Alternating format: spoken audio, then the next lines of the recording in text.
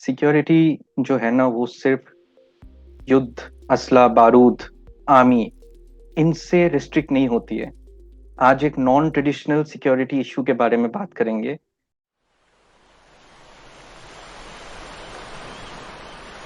You're watching Network Generation. NetGen. इसके लिए हमारे साथ जुड़े हैं नीरज सिंह मन्हास जी। Neeraj ji, welcome. Thank you so much, Arnav, for this opportunity, and I'm looking forward to this great conversation. Yeah, lovely to have you. And Neeraj ji, he is the special advisor for South Asia affairs in Pale Policy Center Initiative, and that's by Republic of Korea, South Korea, आपका. और he has previously worked as research director in the Raisina House.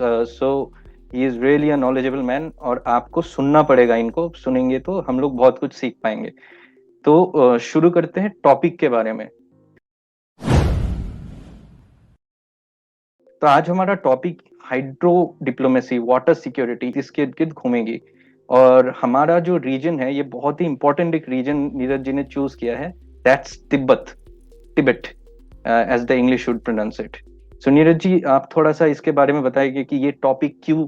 So, thank you first of all giving me this opportunity. और तिब्बत की जब बात आती है, we often talk about Tibet एक ऐसा रीजन है which is placed at a very high steep region, and यहाँ की स्पेशलिटी आई वुड से इसके जो फीचर्स है they are very special in nature.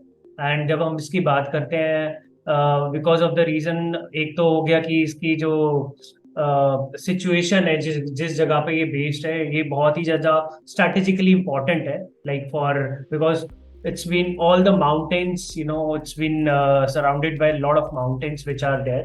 And इसकी जो स्पेशल क्वालिटीज जो मतलब लाइक निकल के आती हैं वो ये है कि यहाँ पे बहुत ज्यादा ना नेचुरल चीजें हैं, लाइक माउंटेन्स के साथ glaciers are there, lot of river bodies जो है। ग्लेशियर जब पानी मेल्ट होता है तो रिवर्स की फॉर्म में डिफरेंट डिफरेंट कंट्रीज को यहाँ से जो है कि पानी की फॉर्म में कंट्रीज को एक रिवर का एक बोल सकते हैं एक ओरिजिन मिलता है। So that is why this Tibet area it's very important. And इसका जियोपॉलिटिकल एंगल भी देखा इंडिया और चाइना के कंटेक्स्ट में, वो भी बहुत ज्यादा इंपॉर्टेंट हो जाता है। एंड ये सारी जो चीजें हैं और जियोपॉलिटिकल एंगल तो इंपॉर्टेंट है ही, उसके साथ ही आजकल we are talking about the climate change things which are happening around the world. And similarly India China के कंटेक्स्ट में भी जब हम तिब्बत की बात करते हैं तो तिब्बत एक ऐसा रीजन है जिसकी एक तरफ से बहुत ज्यादा प्रॉब्लम्स हमें देखने को मिलती है। And India China specially because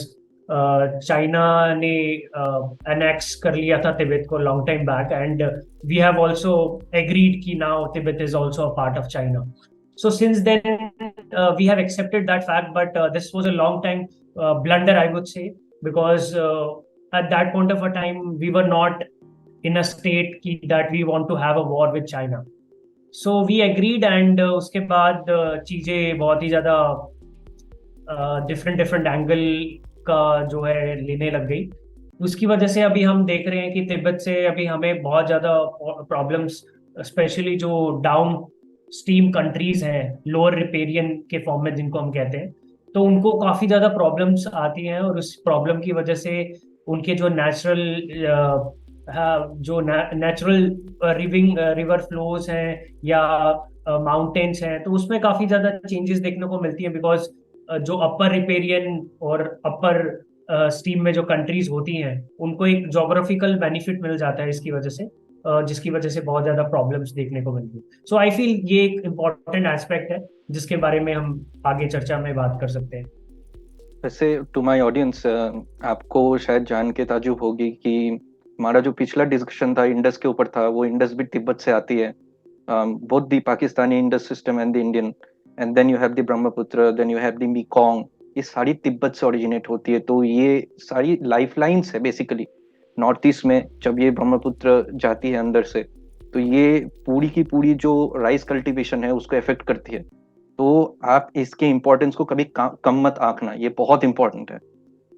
Neeraj ji, अभी इंडिया चाइना के बीच में ऐसी कोई ट्रीटी या ऐसी कोई एग्रीमेंट, मल्टीलैटरल भी ऐसा कुछ है जो हमें वाटर सिक्योरिटी प्रोवाइड करती है? जब हम when we talk about India and China, so we will need to understand one thing very important, that India China के context में we are not having any formulated water treaty as such. Okay, likewise in the case of Pakistan we have Indus Water Treaty which was signed in 1960. And Indus water treaty का ही मैं अगर थोड़ा सा अगर बताना चाहूँ तो उसमें मतलब हम ये बात करते हैं that despite being lot of having tensions and Wars with Pakistan, this water treaty which we signed with Pakistan, this was considered to be the most successful treaty in the world till now. Similarly, in the case of China, we do not have any kind of a formal water treaty or agreement with them. We only have tried to have some kind of a MOUs, which are memorandum of understanding, which with them, and that too for two rivers, that is Brahmaputra and second one is Satluj river. So and ये इसलिए भी important है because we are taking MOUs because of the reason we want the data sharing, because many times the upper riparian countries which are there, they try to block the water, and blocking of water, we are never get to know about the flow of water which is coming from upper region to lower region. And just to get to know the real time data, we need data sharing agreements. So with that kind of a thing, we are having with no formal water treaty, we are just renewing the water MOUs with China, and which we started long time back in 2002 initially with the Satluj and Brahmaputra both. And उसके बाद हर साल बार हम उसको renew करते हैं, और अभी 2023 में इट गॉट एक्सपायर्ड. अभी still we are thinking on it whether we want to renew this water MOU और नॉट. सो इसके बहुत ज्यादा कॉम्प्लिकेशंस भी हैं, एंड वाटर सिक्योरिटी के कंटेक्स्ट में इसलिए भी इम्पोर्टेंट है because see we are having a long time border standoff with China now, Galwan Valley, which happened in 2020. उससे पहले भी we had a incident of Doklam incident in 2017, and then Yangtze border standoff at Arunachal again in 2022 December, I think. Yes. So ये सारे important issues के बाद bilateral issues which we deal with China. So it becomes very important because there is a study which I'm currently doing, which talks about how the border issues are interconnected with the water issues and how they're impacting people. So it's very much important to know that these water agreements, the MOUs which are there, which we renew every year, they are also equally part of it. But apart from that, we need a formal water treaty agreement with China, which China is not ready to do it at the moment. And for your audience, and let me tell you that in 2017, when Doklam issue happened, China stopped water sharing data with India in 17. But similarly, on the same hand, China was sharing data with Bangladesh. And immediately after a year, in 17 के बाद 18 में, they started sharing the data, and but initially they stopped. So it puts a lot of pressure on low riparian countries which are there. And it's very important because see, if you'll not get to know the data, real-time data, it can have a lot of consequences on the lower riparian countries. Like for example, floods आ सकते हैं, droughts की situation हो सकती है, right? So in the similar cases in the past also it happened. So in a way it's very important, and data की अहमियत बहुत ज्यादा है. And China being a neoliberal country in context of water sharing, I will say. So in the past also India has given a lot of money just to extract the data from them. And that data, I will not say that it is the exact real-time data, because China tries to hide a lot of things.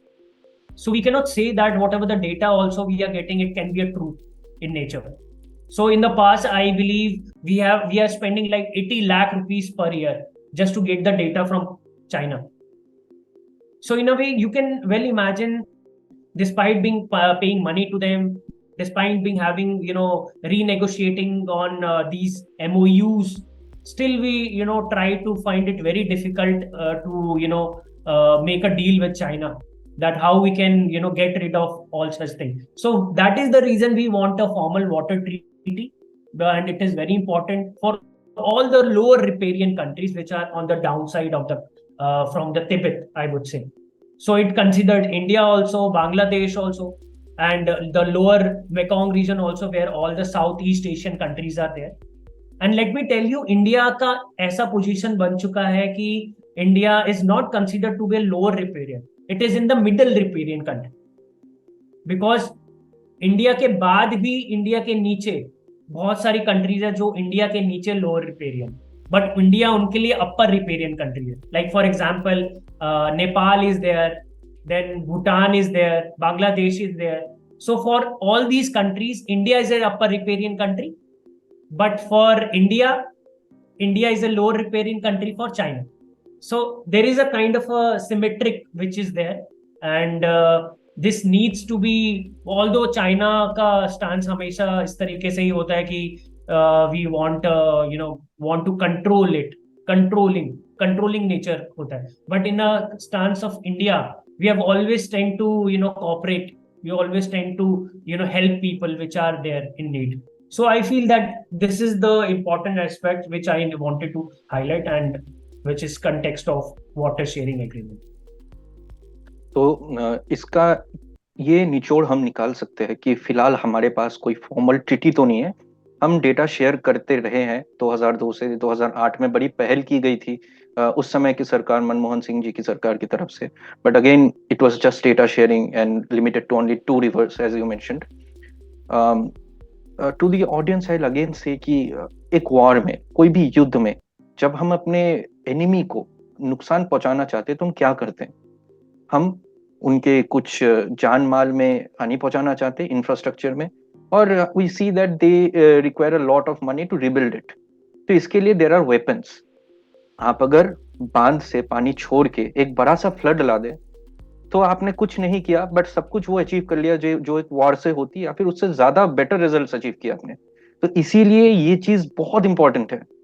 शायद ये इतनी masculine नहीं है, but this is the reality, right? Manaj ji, मैं आपको इसी क्षेत्र में एक दूसरी क्वेश्चन की ओर ले जाऊंगा कि आपने तो इंडिया और चाइना का जो बीच में रिलेशनशिप है इसको एक्सप्लेन कर दिया है. चाइना के लिए दूसरे भी लोअर रिपेरियन स्टेट्स हैं, म्यांमार भी है, फिर नीचे जाओ वियतनाम भी है, बहुत इंपॉर्टेंट है. मिकोंग वियतनाम में, Mekong is a very important river, and then Irrawaddy है. How do the Chinese deal with these countries?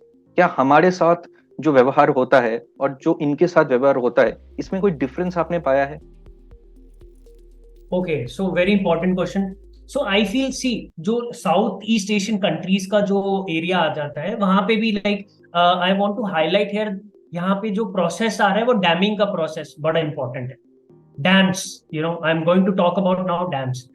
पहले मैं स्मॉल डैम्स की बात करता हूँ. There was a report which I also have highlighted many a times in my writings, that small dams की form में China ने इतनी महारत हासिल कर ली है कि that till now they have constructed over more than 87,000 of dams, okay, in China itself. Because see, China का in the case, first of all China की डेमोग्राफी समझने की बहुत ज्यादा जरूरी है. चाइना का most of the population is residing on the eastern side, right, and western side में it's totally deserted area, and I would say 6 to 7% of the population resides on the western side. So just to take the advantage of this Tibet, and to take the flow of the water from Tibet to the eastern side of their country, they need to formulate a lot of dams. And dams का इतना बड़ा importance हो चुका है आजकल के geopolitical scenario में, because see, you cannot have a direct access to war, or you cannot wage a war to any country directly. So indirectly, which you also mentioned, that water can be used as a weaponization